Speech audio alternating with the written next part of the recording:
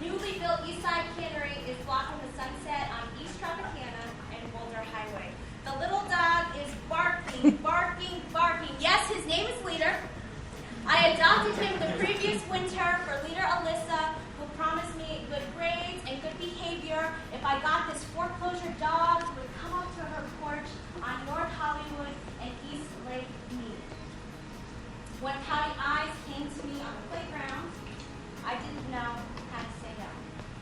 Leader Dro whizzes past the couch that his dad and brother are moving behind him. He smiles. See, he was in my class the first year in the Corps, 2008, Daniel Goldfarb Elementary School. There were 4 of us at the time, Schneller, Maxon, Ryan, and myself. He came to me on 2nd grade level based on Gates McGinnity, and he left me at 4th, but he was now in 6th. So I didn't know how to say no when his mom called me and asked me for extra help my 2nd year in the Corps, 2009, Goldfarb Elementary School, room 33, special education intermediate inclusion classroom, now 4th and 5th grade. Same principal, Jackie Connerton. It was okay though, because this evening, the Marcelino family were trading in some academic tutelage for hard work. They were single-handedly moving me out of the apartment. And in that 0.5-mile move past Megan Thompson and Lauren Young's placement school, I was forced to reflect on the situation I had lived in the previous year. The bubble of 2008, I had locked in my lease around 600. It was now renting for around 3.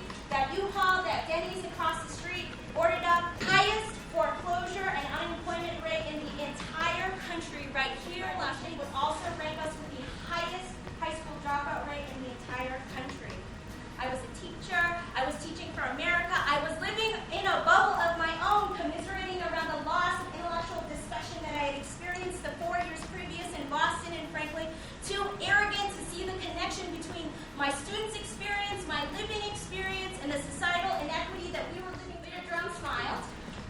With the less than 5-year move, we were at now Deuces Wild and Straight Flushes Avenue. Hashtag Vegas, baby. You can't get more Vegas than that. I had bought a home for my family. See, yes, home has to be interpreted. I mean, it's a 2-bedroom, 2-bathroom, barely 1,000 square feet block townhouse that proves to be too small. My brother visits during summertime and winter break when his clothes sprawl across the living room floor that serve as his makeshift bedroom. But for people like me, this is respite for years of upended transparency caused by demographic circumstance, immigrant parent, poor, brown, move. Leader Jerome whizzes up the stairs with the dog, and my exhale is barely audible. I had moved every year since 2002 and multiple times before that. I finally had a place to call home. Though like some of us in the room today, I had to leave the city of lights. I don't know if you remember this, I left it before. And I had to return until I would know its true beauty. Thank you to Allison Sheriff in Houston, 2001, and David Blodgett. I had joined this movement because of a move. When I was 16, my family went from a lower income neighborhood to a more affluent one. My dad drove up 9 hours up the California coast, slept in his car the night of the interview, and he nailed it. See, I learned the definitions of grit and perseverance from him and my mother.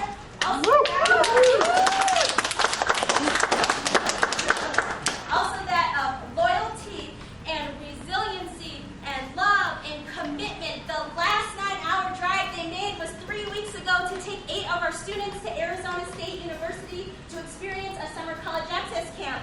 5 a.m. pickup, Goldfarb Elementary School, East Charleston, North Nellis, Portable 4, Principal Jackie Gillespie, same Jackie just married without her leaders in training wouldn't exist.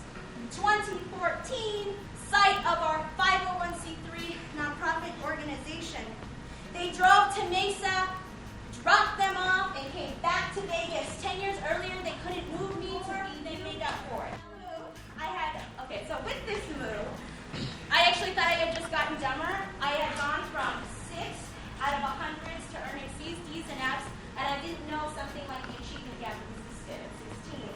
But the opportunity in schools like this. There was a nonprofit called the Marin Education Fund that supported low-income youth and college access. I would not have gone to college if it was not for this organization, because I am duly the recipient of educational and equity, but more powerfully of the love and commitment it takes to break these inequities from people like you, all of you who are here today.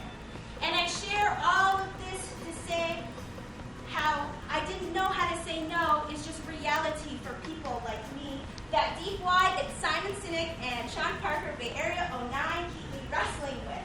Our diversity core value states that our movement to ensure educational equity will only succeed if that individuals who share the racial and economic backgrounds of the students with whom we work can bring to our organization, classrooms, and the long-term effort for change. This sentence causes a lot of drama. I know. I work for regional staff. Thank you to Wakefield 07. And I have worked 2 summer institutes. Woo. Thank you, Tasha Tabo, 2000 LA. But how incredibly powerful and correct I could give up my seat on this bus any day if it were to go to one of my students.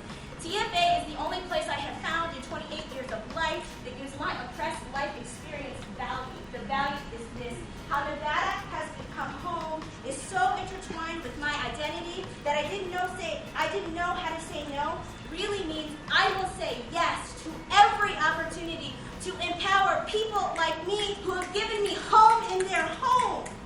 I started and run Leaders in Training not because I think I am better, that I'm still with my students. I don't think that at all. We transformed our 2008 to 2010 classroom theme into an after-school program. Most 5th graders were turning in 9th grade because for people like me who have this seat on the bus because of places like Las Vegas, because of nonprofits like the Marin Education Fund and TFA, because of open and loving families from my own to the Marcelinos. This is life. And Pensaco 07 remind me, it's not the leader who starts the movement. It's the first follower. And that's why I am incredibly grateful and optimistic and really overwhelmed to be here tonight. Leaders in Training would not exist if it were not for the over 100 Las Vegas Valley core members, alumni, and staff members that support our 501c3 nonprofit that runs on less than a $20K budget and supports 40+ high school and 200+ elementary school students. That's not me. That's you. That's people like Ben Cook, 2010, who has donated every 2 weeks for the last 2 years. That's people like 04 Courtney Friedman, who have organized and rallied kids to their summer internships, over 40 of them. Those are people like 2012 Raymond Gonzalez and 09 Amanda Salazar, who support Leader Oscar in a way as their Latino mentors that I never could. And those are 08s like Angela Perlick, who has tutored Leader David every Thursday since 2012, or Desiree Taylor, who has literally donated thousands, or Rashid Thompson, who I was not friends with in the Corps. We didn't talk. And he serves on our board and as my critical friend. And to the 90+ others I cannot mention here tonight, thank you. Thank you to all of you. Because when they ask me what is the hardest part about running Leaders in Training and empowering our students and family out of poverty, it is myself going back into the